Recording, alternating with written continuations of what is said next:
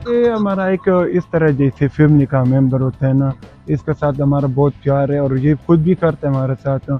24 घंटे होते हैं ये हमारे साथ ही खेलता रहता है। ये हमारे साथ तो घूमता फिरता है, कई किलोमीटर तक जाता है हमारे साथ ही वॉकिंग करते हैं।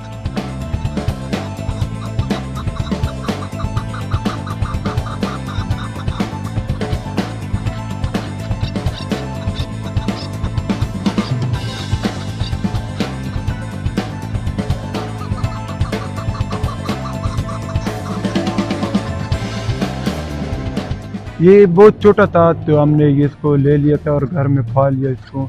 अभी 5-6 साल तक ये अभी तक है। ये हमारे साथ ही टच टच जाता है, डिस्टेंस ज़्यादा नहीं छोड़ता। ये गाड़ी वाला से खुद बचाता है खुद को। हाँ, ये हमें फॉलो करता है कभी, बस हमारे पीछे पाँव होते हैं फॉलो।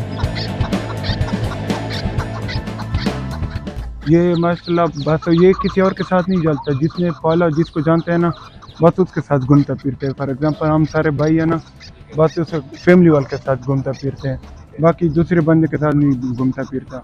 इसको हम बाजरे देते हैं और एक एक मिक्स इसका अपना खाना होते हैं, वो 2 चीज़ें देते हैं बस।